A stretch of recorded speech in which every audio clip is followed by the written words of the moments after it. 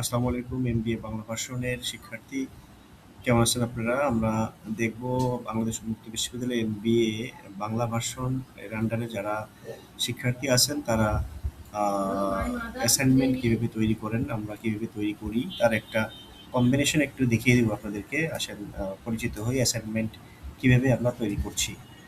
যেমন বাংলাদেশ উন্মুক্ত বিশ্ববিদ্যালয়ের আন্ডারে সাইডে আমরা গেলাম, এখানে দেখতে পাচ্ছি উন্মুক্ত বিশ্ববিদ্যালয়ের এমবিএ বাংলা ভার্সনের যেসব বই আছে।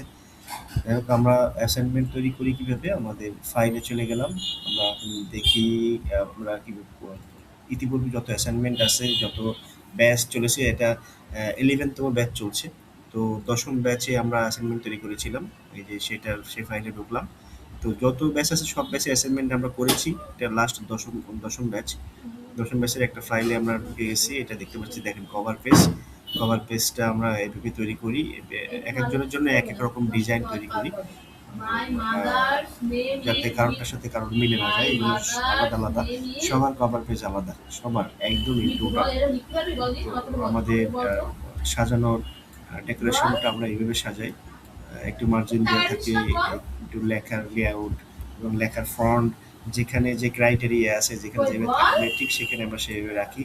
প্রথম পেজ কভার পেজের পরে এখন আমরা দ্বিতীয় পেজে আছি। দ্বিতীয় পেজে এই যে দেখেন অ্যাসাইনমেন্টের প্রশ্নগুলো রেখেছি একটু সাজিয়ে সুন্দর করে। অ্যাসাইনমেন্ট ক, অ্যাসাইনমেন্ট খ, এভাবে। তারপরে আমরা সূচিপত্র এভাবে করি। সূচিপত্রটা আমরা এভাবে রেখেছি, দেখেন সূচিপত্র। প্রশ্ন ওয়ান এর সূচিপত্র দেখি কি অধ্যায় রয়েছে তার ভিতরে। আমরা সাজিয়ে দিয়েছি কোন অধ্যায়টা কত পেজে রয়েছে, আমরা সেটা দেখিয়ে দিয়েছি।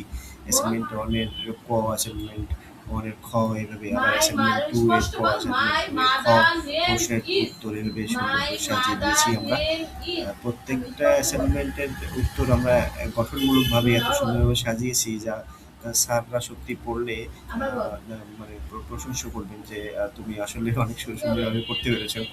এখানে উপসংহার লিখেছি এবং লাস্টে রেফারেন্স রেখে দিয়েছি যে আপনারা কোথার থেকে সংগ্রহ করেছেন, এবং শেষ পেজে যাতে আমরা রোল নাম্বারটা রেখে দিই, একটু ডিজাইন করে এক একজনের জন্য এক এক রকমের ডিজাইন দিয়েছি যাতে কারোরটা কেউ কপি পেস্ট করতে না পারে। ওটা সম্পূর্ণভাবে লেখাই আছে যে কারোরটা কেউ কপি পেস্ট করবেন না, কপি পেস্ট করলে সেটা এলিজিবিলিটি নষ্ট হয়ে যাবে, এরকম একটা ভাষা আছে ইংলিশে।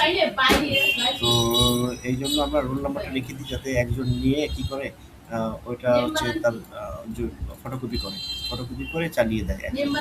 এটা যাতে করতে না পারে যেন রোল নাম্বারটা দিয়ে দেয়। তারপরে আমরা লেটার রেখে দিয়েছি, দ্বিতীয় নম্বর পেজে লেটার রেখে শিক্ষার্থী নিয়ে রেখেছি। তারপর শিক্ষকের ঘোষণাপত্র দিয়েছি যাতে স্যারেরও একটা সিগনেচার থাকে, স্যারেরও একটা মন্তব্য থাকে যে সে সুন্দরভাবে তৈরি করেছে এটা, এবং গঠনমূলকভাবে একদম কর্পোরেট লেভেলে পোর্টফোলিও টাইপের তৈরি করেছে। এভাবে স্যারের একটা লেখা, স্বাক্ষর এবং ইয়েও আছে, যাতে পরবর্তীতে স্যার বলতে না পারে তো এটা ভালো হয়ে গিয়ে এরকম একটা বাইন্ডিং করে দেওয়া।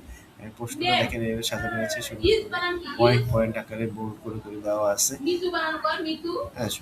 রেফারেন্স প্রতি প্রশ্ন শেষে দিয়ে দিয়েছি, এবং টিএমএ ওয়ান, টিএমএ টু এইভাবে আলাদা আলাদা করা।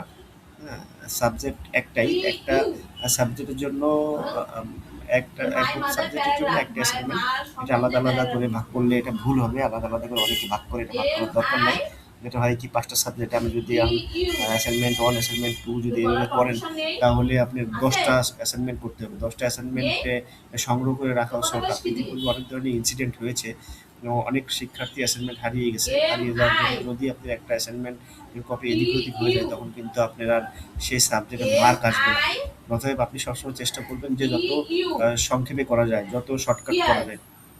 হ্যাঁ, তো 5টা সাবজেক্টের জন্য 5টা অ্যাসাইনমেন্ট করেন। আপনি 5টা অ্যাসাইনমেন্টে প্রথম ভাগে আপনি অ্যাসাইনমেন্ট 1 রাখেন এবং দ্বিতীয় ভাগে হচ্ছে অ্যাসাইনমেন্ট 2 রাখেন। এভাবে পার্ট বাই পার্ট রাখেন, তাহলে প্রবলেম নাই।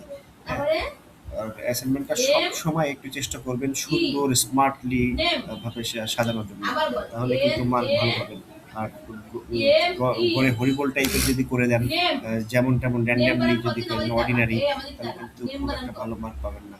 এই অ্যাসাইনমেন্ট কিন্তু একটা সাবজেক্টের জন্য খুবই এসেনশিয়াল এবং গুরুত্বপূর্ণ একটা বিষয়। কারণ হচ্ছে আপনি যদি অ্যাসাইনমেন্টে 20 মার্কে যদি আপনি মনে করেন 15 পান, 15-র উপরে আপনাকে পেতে হবে। 15 যদি আপনি পান তাহলে কিন্তু খুব ভালো।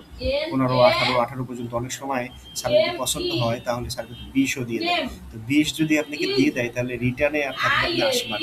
এই 80 মার্কে আপনি কি আর 20 পাবেন না? আর 20 কি লিখে নিয়ে আসতে পারবেন না?